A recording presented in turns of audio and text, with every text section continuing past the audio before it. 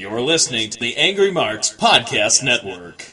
Good afternoon, good morning, good evening. My name is Arya Whitner, and this is your NXT update for Wednesday, September 20th, 2017. Thank you all for listening. It is another fun, fine, terrific, fantastic evening of NXT action live on tape from Full Sail University. Kicked off this week with Johnny Gargano going one-on-one with Tino Sabbatelli. As you might recall last week, Gargano beat Sabbatelli's partner, Riddick Moss. And so can he make it two in a row? It's kick off the in-ring action. Last week in a WWE.com exclusive promo, Sabbatelli and Moss said Gargano wouldn't get lucky again if they wrestled. Well, unfortunately for Sabbatelli, Gargano got lucky again. Sabbatelli started the match by pushing Gargano back into the corner and pie-facing him. Gargano allowed his foe to do this a couple more times before rebounding off the ropes with a chop so loud that there's a chance that if you get really quiet and really fine-tune your ears, like right now, did you hear that? That was still the sound of Gargano's chop to Tino Sabbatelli. Tino got his heat from there. Gargano made a brief comeback, but he got cut off when he went for a slingshot dive over the top rope. However, Sabbatelli caught him and dropped him with a power slam. The story of the match ended up being that Sabbatelli may have had the match won. We'll never know. However, instead of going for the victory, he decided to badmouth Gargano, so Johnny Wrestling tagged him with a super kick and then tapped him out with the Gargano escape. It should be noted that Riddick Moss was at ringside, but never got involved. Backstage, Mr. William Regal was telling a story to somebody behind the camera when Roderick Strong walked in and asked for a championship opportunity. Mr. Regal agreed. And in 2 weeks, on October 4th, Roderick Strong will challenge Drew McIntyre for the NXT Championship. Sonya Deville cut a promo saying that she never wrestled Asuka because Asuka knew that Sonya would have broken her undefeated streak, and Sonya laid claim to the championship gold. I should point out that in passing, for the first time ever, they said how the NXT Women's title would be taken care of. All they said, though, was that they'd crown a new champion at NXT TakeOver Houston. We then got what started out as a promising match. And not that it turned into a bad match, but the end result wasn't what the first minute seemed to imply. We had Lacey Evans, the former U.S. Marine, versus Bianca Belair. If you watch the Mae Young Classic, she was the woman with the incredibly long braid in her hair. These two women managed to lock up harder than you have ever seen most women lock up, and I imagine a lot of men could have learned lessons on how to lock up from these two. And for about 60 seconds, it looked like this could have been a hard-hitting affair. However, I don't know if, I don't know the specifics. It's possible that Evans didn't really want to lay it in. It's possible that Belair was stiffing her. It's also possible that Belair is just really good and made it look like she was beating the crap out of Lacey Evans, and Lacey wasn't experienced enough to counter with offense that was as crisp.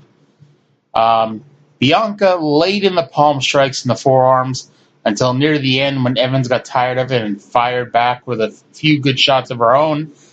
However, Belair whipped Lacey with her hair, which I'm telling you, if you just hear me say that a woman hit her opponent with her braid, it doesn't sound nearly as violent. It sounded as if she took a leather strap, and beat Lacey with it. That's what it sounded like. That's how she sold it. That's how the crowd reacted to it. And I just sat here thinking, I don't want to be hit with her hair. Belair then pinned her with a backwards falling powerbomb. 6 months after debuting, Aleister Black finally has something to say. Black came to the ring for his first promo segment wearing a nice suit. I don't know what I expected him to wear, but I think it just takes something from him to just see him wearing a nice suit like everybody else would wear. And I'll tell you what, he must have heard me, because when he got to the ring, he took off his suit jacket, he rolled up his sleeves, he unbuttoned the top button of his shirt, and, he looked a lot better, I guess. He stated that 15 years ago, he started a journey that led him here to NXT. In those 15 years, he traveled around the world and experienced a lot. He put all those experiences on his skin in the form of his scars and his tattoos. He did this to not forget, noting the heart tattoo on his throat and the devil on his back. He said he now knows what he needs to do. And before we could find out what he thinks he needs to do, we were joined by Velveteen Dream, who you might recall 2 or 3 weeks ago stated that he watched NXT TakeOver and felt that somebody was in need of his help. And it became pretty obvious who he was talking about. And sure enough, he lived up to his threat here. Dream said that Black has been blinded by the light that is our Velveteen Dream.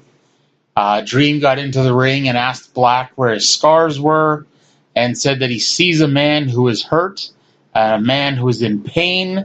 However, Aleister's biggest problem is fear. He feels that Black looks afraid. He's afraid to show emotion, and he's afraid of the light. Dream knows that Black has a heart, but it's in the wrong place. Black, who, by the way, this whole promo stared a hole right through the head of Velveteen Dream, gave him the Black Mass spin kick to the hand that Dream was holding the microphone in.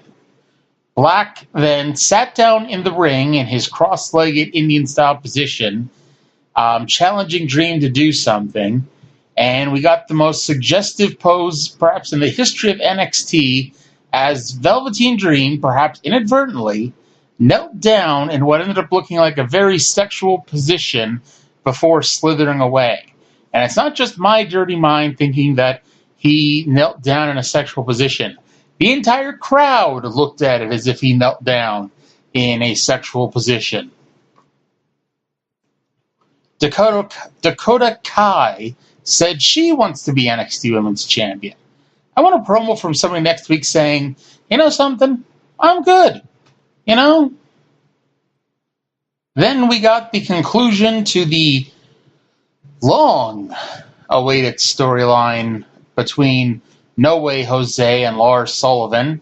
As you might recall, about a month ago in Brooklyn, they were supposed to have a match, but when Jose came out to Fiesta with the fans before the match, Lars Sullivan beat the ever-loving crap out of him.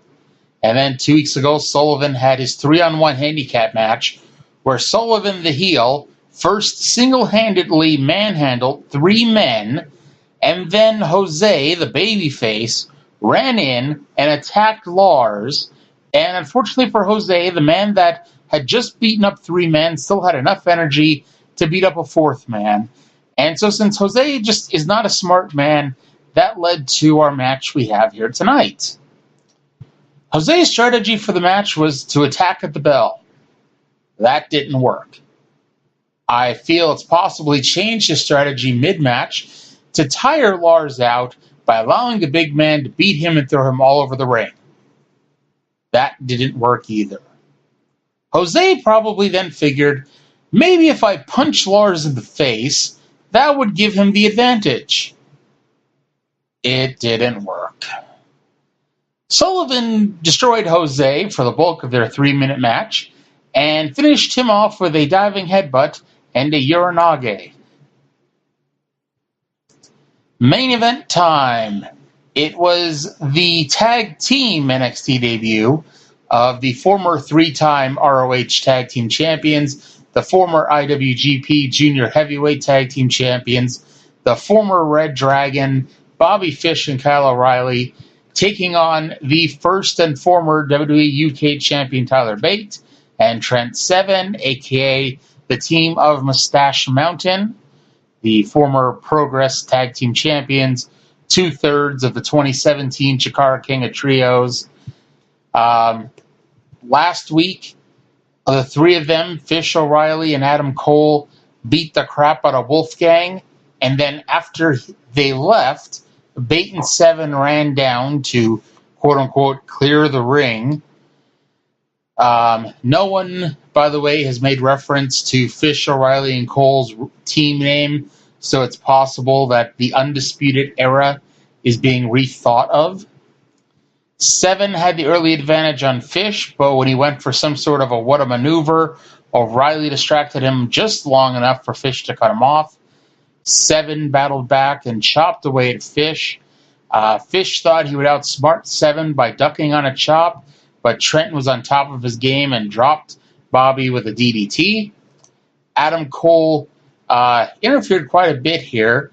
He got up on the apron early to have a discussion with the referee. When on the other side of the ring, Fish speared Seven right into the metal barricade.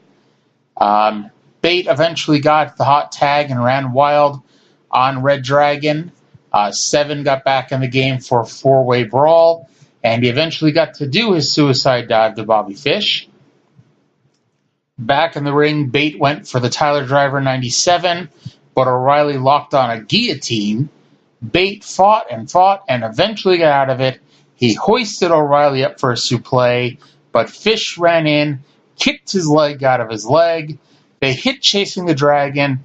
It would have been an excellent finish to the match, but that wasn't the finish. As Bate leaned over and somehow, someway, got his big toe on the bottom rope to necessitate a pinfall breakup. It then really broke down into a four-way here. It was hard to keep track of who the legal men were. Eventually, Cole interfered to drop Bate, and finally, Fish and O'Reilly pinned Trent Seven after total elimination. Drew McIntyre decided that now was the best time to hit the ring, and I guess he must have had a point, as his presence caused Cole, Fish, and O'Reilly to scurry away through the crowd like they've been the last few weeks. They had actually attempted to scurry away as Sanity suddenly appeared behind them and got the revenge for the attacks on TakeOver and the one from a few weeks ago on NXT.